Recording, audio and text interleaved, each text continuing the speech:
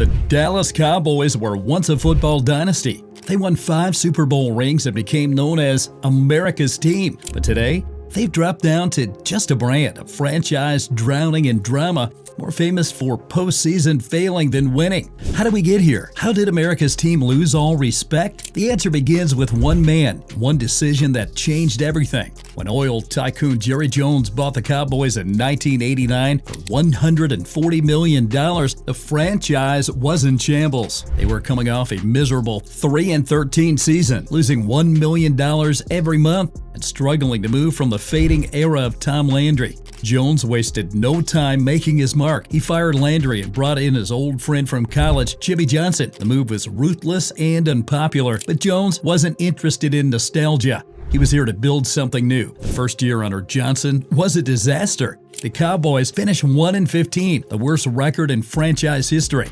But Johnson had a vision. He tore down the roster, searching for young, hungry players who fit his system. And then he made the move that would change everything. The Herschel Walker trade was a master stroke. While most teams would have built around their star running back, Johnson saw an opportunity. He sent Walker to the Minnesota Vikings in exchange for 5 players and 8 draft picks, but he didn't stop there. Johnson made the most of those picks, along with shrewd trades to build a core of a dynasty. Troy Aikman, Emmitt Smith, Michael Irvin, Darren Woodson, Russell Maryland. In just 4 years, the Cowboys went from rock bottom to world champions. By 1992, they were the youngest team in the NFL. Yet they carried themselves like seasoned veterans. They stormed through the regular season, then toppled the San Francisco 49ers in the NFC Championship game, a symbolic passing of the torch. 11 years earlier, it was the 49ers who had crushed the Cowboys in this same stadium, launching their own dynasty. This time, Dallas flipped the script. They didn't just win the Super Bowl, they destroyed the Buffalo Bills 52-17. The next year, they did it again. Another NFC Championship win over San Francisco, another dominant Super Bowl victory over Buffalo. The dynasty was taking shape, but while they dominated on the field, behind the scenes a power struggle was brewing. At first, Jones and Johnson were the perfect team. Johnson built the team, Jones handled the business, but success shifted that balance. Johnson believed he was in charge of football operations, and his contract backed him up. Jones, however, saw himself as the architect of it all. He reminded people he was the general manager, that he helped pull off the Herschel Walker trade, that he had signed Charles Haley, the missing piece of the defense. As the Cowboys' trophy case filled up, so did Jones' desire for recognition. The tension boiled over in March of 1994 at the NFL owners' meetings in Orlando, Florida. That night, Jones saw Johnson sitting with former Cowboys executives and raised his glass in a toast to their success. But when Johnson barely acknowledged him, Jones muttered some cuss words and walked away. Hours later, Jones made his infamous declaration: "There are 500 coaches who could have won the Super Bowl with our team." Johnson was furious. He stormed out of the meetings, drove to his home in the Florida Keys, and never returned. Days later, he was gone. Officially, it was called a mutual parting. But the truth is that Jerry Jones had let ego destroy the dynasty. The players were stunned. Darren Woodson found out on TV. He later reflected, "I was in Phoenix, and when I found out Jimmy got fired, I was as pissed off as anyone."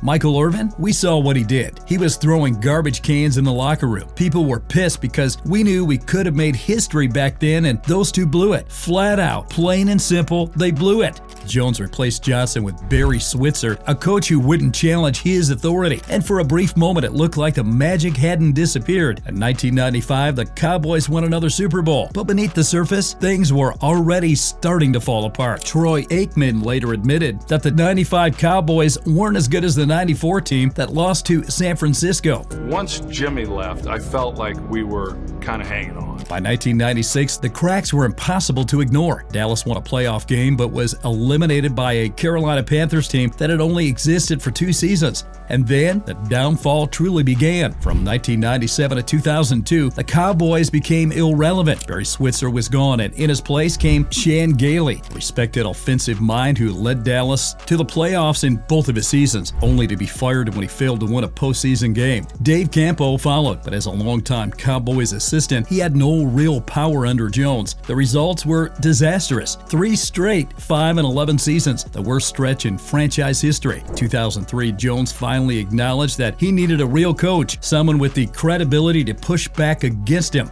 That man was Bill Parcells. Parcells gave the Cowboys an identity again, turning them from a laughingstock into a respectable playoff team. But he was never truly in control. Jones still made the roster decisions, still ran the show, and after 4 seasons, Parcells had enough. He walked away, drained from the constant battle for control. Then came Tony Romo, an undrafted quarterback who gave the Cowboys hope. But hope was never enough. In 2006, the Cowboys found themselves on the brink of a playoff victory in Seattle, lining up for what should have been a routine 19-yard field goal to take the lead in the final minutes. Everything seemed set until Tony Romo mishandled the snap. In a desperate attempt to salvage the play, he scooped up the ball and scrambled toward the end zone. But before he could reach the first down marker, he was dragged down just short. A season that had promised so much ended in one of the most excruciating way possible.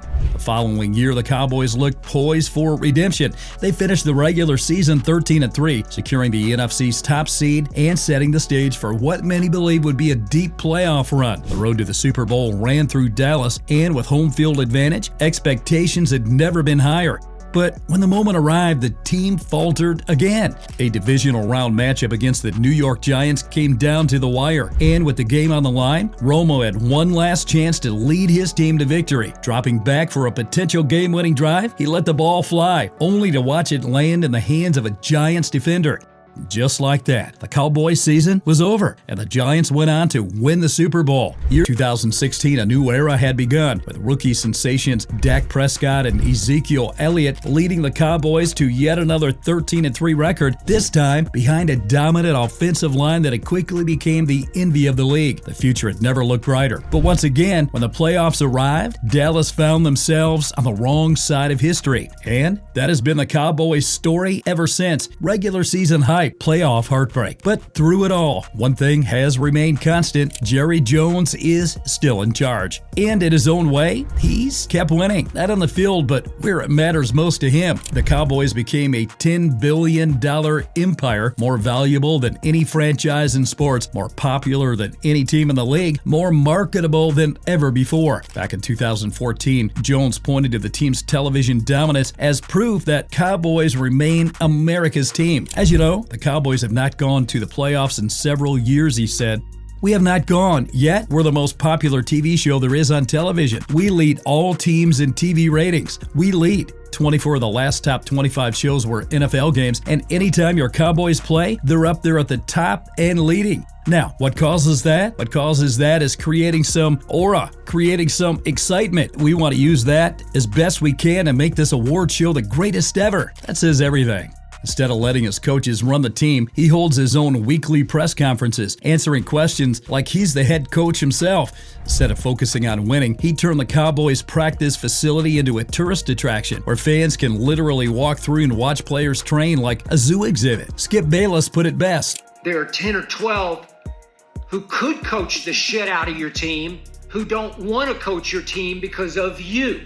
It's painfully clear that as long as Jerry Jones stays in control, as long as the show comes before the game, the Cowboys will remain exactly what they are today, America's most overhyped team. Yes, the brand is stronger than ever, but the team is a ghost of its former self. Now, let's continue the conversation in the comments below. And please subscribe to the channel for more NFL analysis like this.